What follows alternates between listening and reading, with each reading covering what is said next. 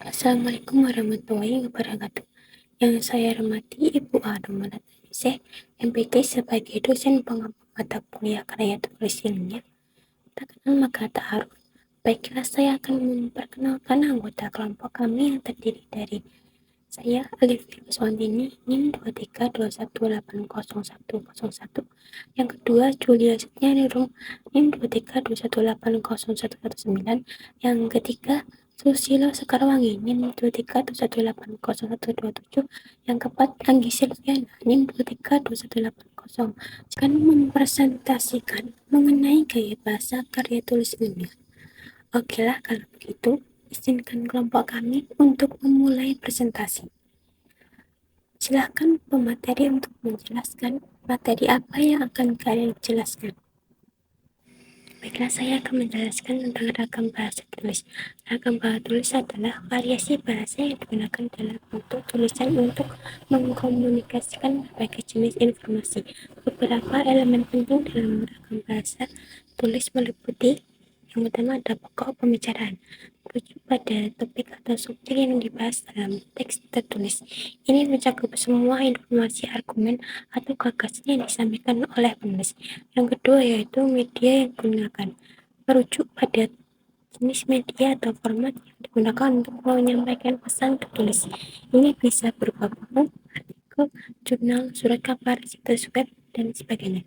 Media yang berbeda dapat mempengaruhi gaya bahasa dan format penulisan. Yang ketiga, hubungan antara komunikator dan komunikan. Ini mencakup hubungan antara penulis dan pembaca. Dalam konteks tertulis, penulis harus memperhatikan siapa target pembaca mereka dan menggunakan gaya bahasa yang sesuai dengan tingkat pemahaman dan kebutuhan pembaca. Hubungan ini juga mempengaruhi gaya nada dan bahasa yang digunakan dalam tulisan. Selanjutnya akan membahas tentang faktor-faktor yang mempengaruhi karya tulis ilmiah. Ada dua macam, yaitu non-teknis dan teknis. Pada faktor yang mempengaruhi karya tulis ilmiah non-teknis, seperti sistematika dan penalaran, merujuk pada dua hal penting yang mempengaruhi kualitas dan keberhasilan sebuah tulisan dalam konteks non-teknis. Yang pertama yaitu sistematika, merupakan pengaturan atau struktur keseluruhan dari sebuah tulisan. Sistematika yang baik memastikan bahwa isi tulisan disusun secara logis dan teratur, mulai dari pengantar, pengembangan isi, hingga kesimpulan. Dengan sistematika yang baik, pembaca dapat mengikuti alur pemikiran penulisan yang mudah dan memahami informasi yang disampaikan secara jelas. Yang kedua yaitu penalaran, merupakan kemampuan penulis untuk menyusun argumen atau pemikiran dengan logis dan rasional. Penalaran yang baik memastikan bahwa tulisan memiliki alasan yang kuat dan konsisten untuk setiap klaim atau pendapat yang disampaikan. Penalaran yang baik juga melibatkan penggunaan bukti atau data yang relevan atau akurat untuk mendukung argumen yang diajukan. Berikutnya yaitu faktor yang mempengaruhi karya tulis ilmiah. Teknis meliputi beberapa hal yang berkaitan dengan isi dan keaslian gagasan yang disampaikan dalam tulisan tersebut. Dua faktor utama yang sering dipertimbangkan adalah: yang pertama yaitu isi, merujuk pada substansi atau materi yang disampaikan dalam karya tulis ilmiah. Ini mencakup pemilihan topik, pemahaman yang mendalam tentang subjek, analisis yang cermat, dan penyajian informasi yang akurat dan relevan. Isi yang kuat dan berkualitas akan memperkuat kredibilitas tulisan dan meningkatkan nilai kontribusi ilmiahnya. Yang kedua, keaslian gagasan, merujuk pada orisinalitas atau keunikan ide atau konsep yang disampaikan dalam karya tulis. Ini mencakup kemampuan penulis untuk menyajikan gagasan baru, solusi kreatif, atau penelitian yang belum pernah dipublikasikan sebelumnya. Keaslian gagasan penting untuk memajukan pengetahuan dan pemahaman di bidang tertentu, serta untuk membedakan karya tulis dari yang lainnya dalam literatur ilmiah. Selanjutnya, ada gaya bahasa dalam karya tulis ilmiah. Apa itu gaya bahasa dalam karya tulis ilmiah? Gaya bahasa dalam karya tulis ilmiah adalah penerapan ragam bahasa ilmiah dengan mengikuti kaidah penggunaan bahasa Indonesia secara baik dan benar. Secara umum, bahasa ilmiah adalah bahasa Indonesia yang baku atau resmi dan mengandung hal-hal teknis yang sesuai dengan bidang keilmuannya. Tujuan dari gaya bahasa dalam karya tulis ilmiah itu sendiri adalah untuk menyampaikan informasi secara jelas, tepat, dan efektif kepada pembaca. Gaya bahasa yang baku ini juga bisa membantu memperjelas pemahaman konsep yang kompleks serta meningkatkan kredibilitas dan profesionalisme karya ilmiah tersebut.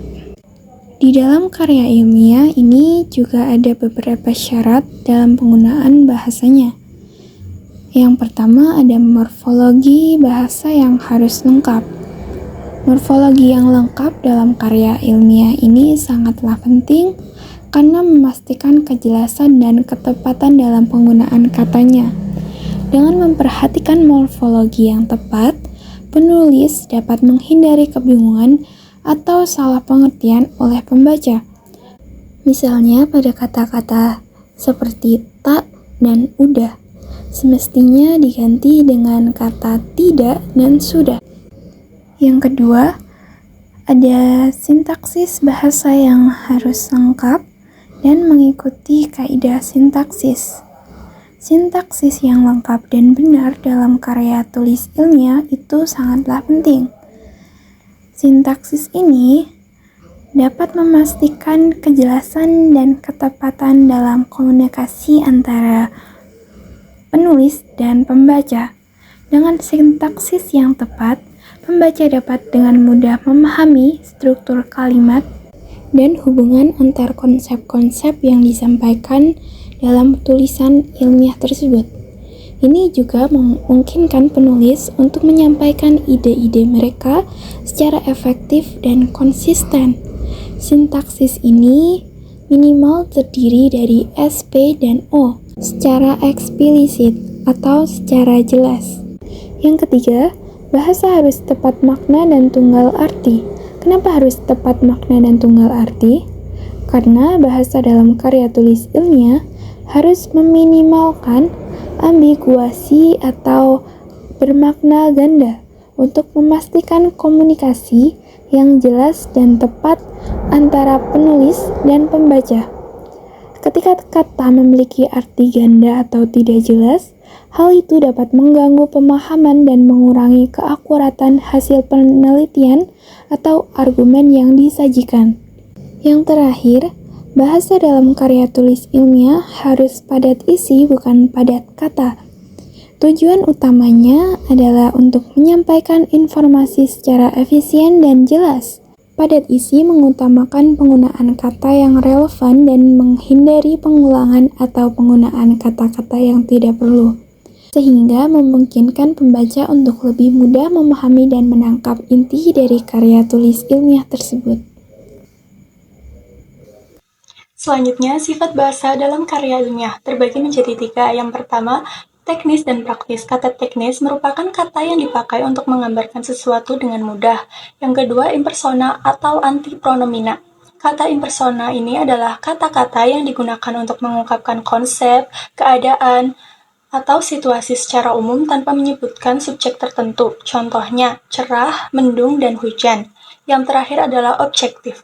Kalimat objektif adalah kalimat yang digunakan untuk menyampaikan informasi secara objektif sesuai fakta tanpa adanya penilaian atau pendapat pribadi. Lalu ada gaya bahasa penulisan karya ilmiah. Yang pertama ada kohesi dan koherensi. Kohesi merupakan kepaduan bentuk bahasa. Artinya dalam bidang bentuk terdapat unsur-unsur kebahasaan yang menghubungkan kalimat-kalimat dan paragraf-paragraf menjadi satu kesatuan sehingga membentuk sebuah teks. Sedangkan koherensi merupakan kepaduan informasi atau kepaduan dalam bidang makna. Artinya informasi-informasi yang dinyatakan dalam setiap kalimat dan paragraf itu saling terkait membentuk satu kesatuan. Kedua, sistematis atau terstruktur. Yang ketiga, komprehensif. Komprehensif digunakan untuk menyatakan keadaan di mana sesuatu dapat menjelaskan keterangan secara lengkap dan luas serta lebih memberikan wawasan yang lebih. Selanjutnya, kesalahan penerapan gaya bahasa. 1. Kesalahan penalaran atau logika. 2. Kesalahan pemakaian dan penulisan kata atau diksi. Yang ketiga, kesalahan dalam penyusunan kalimat. Yang keempat, kesalahan dalam pemakaian ejaan dan tanda baca. Kesalahan tersebut dapat dikarenakan karena beberapa hal, seperti terpengaruh terhadap bahasa yang telah lebih dahulu dikuasai. Yang kedua, kekurang pahaman terhadap penggunaan bahasa terhadap bahasa yang digunakan. Dan yang terakhir adalah terjadinya pengajaran bahasa yang kurang tepat. Untuk materi selanjutnya yaitu pedoman penulisan karya ilmiah. Pedoman penulisan karya ilmiah terdiri dari 4, yang pertama EYD, yang kedua KBBI, yang ketiga kamus sinonim, dan yang keempat glosarium bahasa Indonesia. EYD atau ejaan yang disempurnakan merupakan pedoman resmi ejaan bahasa Indonesia yang digunakan untuk menulis kata-kata dengan benar. KBBI atau Kamus Besar Bahasa Indonesia merupakan kamus resmi bahasa Indonesia yang berisi definisi kata-kata dalam bahasa Indonesia. Yang ketiga, kamus sinonim digunakan untuk menemukan kata-kata dengan makna yang sama atau mirip agar penulisan lebih variatif dan tidak monoton. Yang keempat yaitu glosarium, merupakan daftar istilah khusus dalam suatu bidang pengetahuan yang disertai dengan definisi atau penjelasan. Untuk materi yang terakhir yaitu gaya selingkung.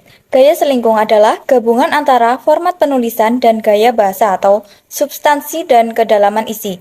Sifat gaya selingkung ini dinamis atau bisa terjadi perubahan namun bersistem. Gaya selingkung yang paling umum digunakan adalah gaya selingkung yang ditetapkan oleh American Psychological Association atau APA, atau gaya selingkung yang ditetapkan oleh Modern Language Association atau MLA untuk bidang humaniora. Gaya selingkung dalam jurnal ilmiah penting karena dapat membantu memastikan bahwa artikel-artikel yang dipublikasikan memenuhi standar kualitas yang tinggi dan memfasilitasi pemahaman yang baik antara penulis dan pembaca. Itulah pemaparan materi dari kelompok 7. Selanjutnya kami persilakan kepada teman-teman yang ingin bertanya. Baiklah teman-teman, kita tiba di sesi terakhir presentasi yaitu penutup. Kami dari kelompok 7 pamit undur diri. Mohon maaf apabila ada kesalahan kata dan sikap. Terima kasih. Wassalamualaikum warahmatullahi wabarakatuh.